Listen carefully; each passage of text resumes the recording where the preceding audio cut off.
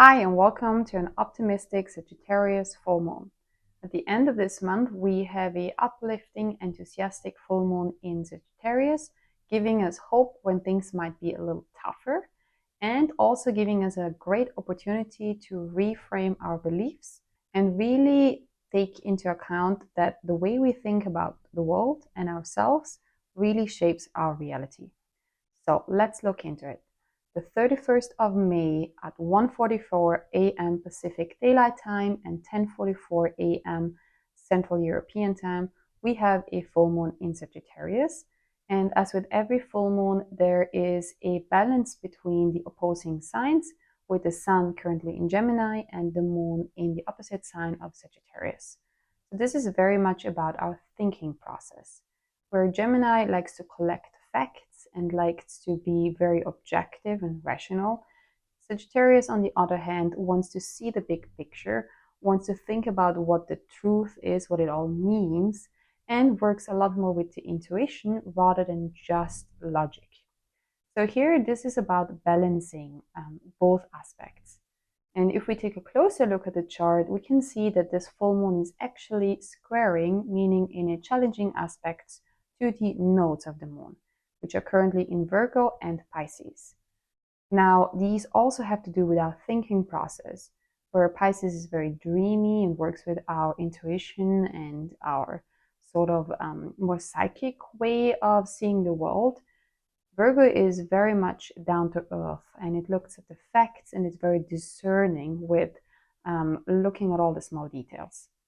So now, having all of these four highlighted during this full moon, we get to really look at the way we think and how we view the world, and how we can balance it. Now, Sagittarius brings a very optimistic view into our thinking. And I think that's very necessary because we currently have Venus square Saturn and Mars square Pluto, meaning they're in a challenging aspect. So if you want to use this positively, you can maybe become aware of the fact that sometimes what we value, what we love, and what we want in life needs commitment, needs a stabilizing force in our life, and needs that ambition and drive to get it done. So Saturn in here can be a little sobering, but it's just a reminder to work hard for the things that we love. And then Mars Pluto can bring quite a bit of tension, but we can use that energy really brilliantly if we allow ourselves to let it empower our will and our drive. Because Mars Pluto really get things done. They want it, they keep going at it, and they will not stop until they get results. So with that as a backdrop, we can use the Sagittarius full moon to really become aware of how we view the world. Because if you think you can't do it, you're not going to even start and you're not going to get it done. But if you think you can do it, then you can use these energies and really start working on it. And I think that's a beautiful way of seeing the world. And then Sagittarius also is able to see the world as an adventure and to enjoy the journey and to be a little bit more lighthearted around things and optimistic. And it might be just exactly what we need. Now, we have a lot of Gemini activation around this time. So our mind might be very active. There might be a lot of thoughts running around. And with Uranus in Gemini, we're generally going to really revolutionize our thinking. Maybe see things in a bigger way, out of the box way, a new way, flashes of insight coming through. So to use this energy well, rather than getting overstimulated and feeling like things are moving way too fast, this might be a good time to sit back and use Sagittarius moon to reflect. Well, what does this all mean? What are some old beliefs of mine that aren't serving me and that I need to let go of? And also a good time to meet my friends, to talk and share and see the way they think. Keep an open mind. Sometimes Sagittarius can be a little bit self-righteous.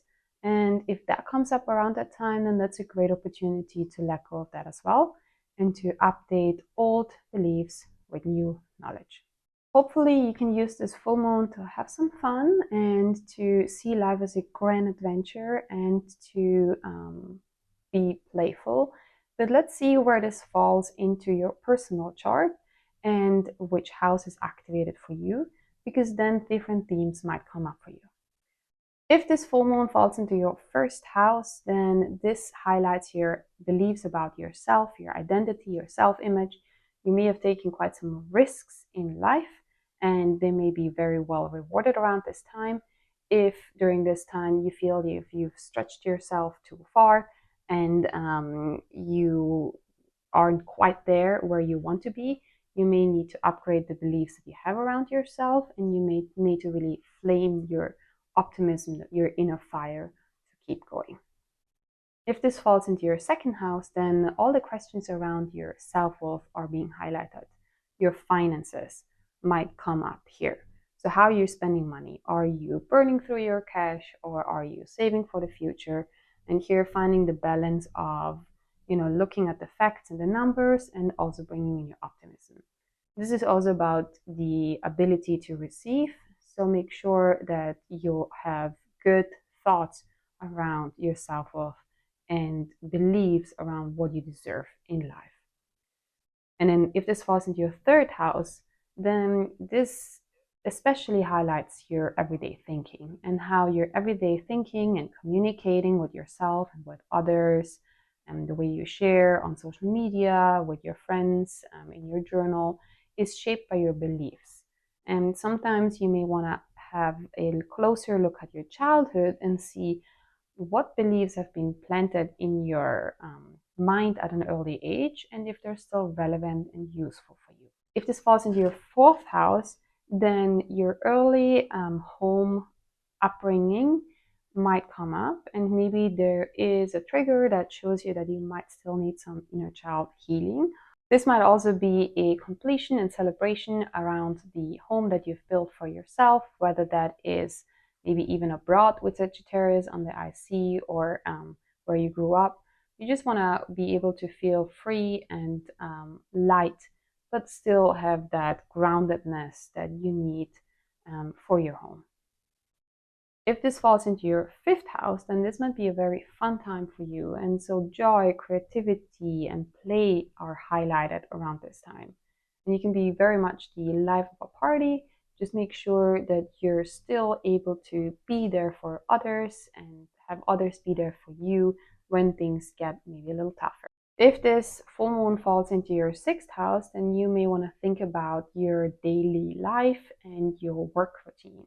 You want work to have a purpose, but you also want to feel free and aligned with your truth in your daily life and in your work. So just see what comes up around this time.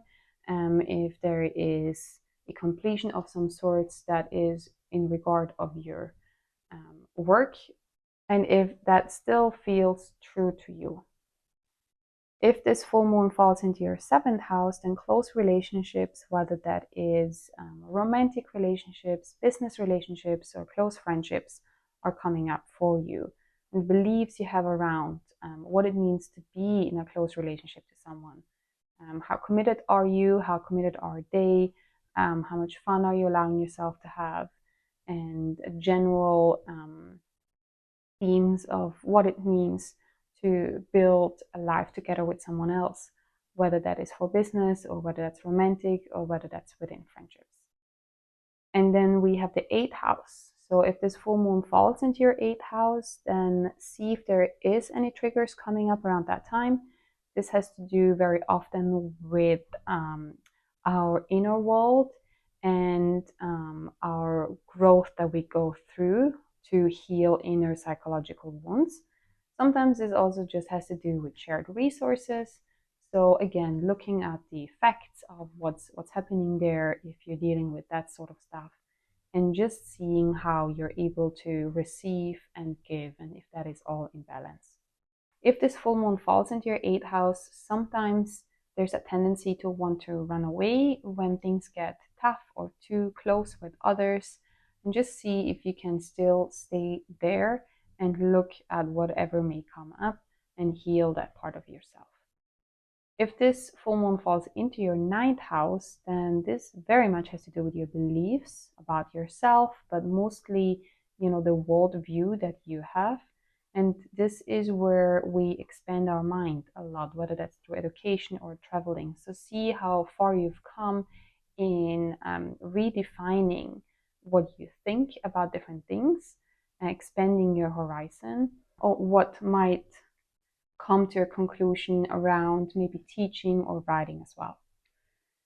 If this falls into your 10th house, then you really want a career that is aligned with your truth and that feels like it is both exciting but also has purpose. So see what comes up around in your work life for now. See if that's still all aligned, and maybe there is a celebration to be had about what you've achieved so far, and check if there's any beliefs around your work that need to be updated in order to get even further. If this is falling into your 11th house, then your friends and the people that you surround yourself with are important to get to the goals that you may have for your future. So with Sagittarius, it is already a very future-oriented sign, so try to not keep those ideals into the future forever, but take the first steps. And this full moon might already show you the first steps that you have taken and coming to fruition now for what you want to achieve in life, and maybe related to community and being there for others. Also, the internet has to do with the 11th house.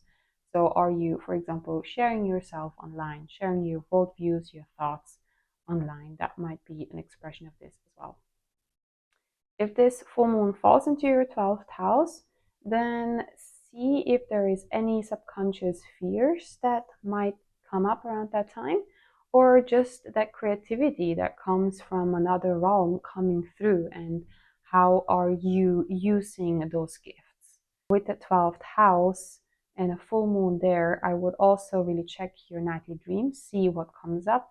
If there's any fears that relate to not wanting to commit and running away, if that comes up, see if you can either get some help healing those, but definitely make sure to reframe your thinking around certain themes to not have them sabotage your bigger life goals that you may have in life. I hope you have the most wonderful, uplifting, and fun full moon. Remember to keep your optimism even if things get a little tougher. And I hope I see you on the next one. Thank you, and bye for now.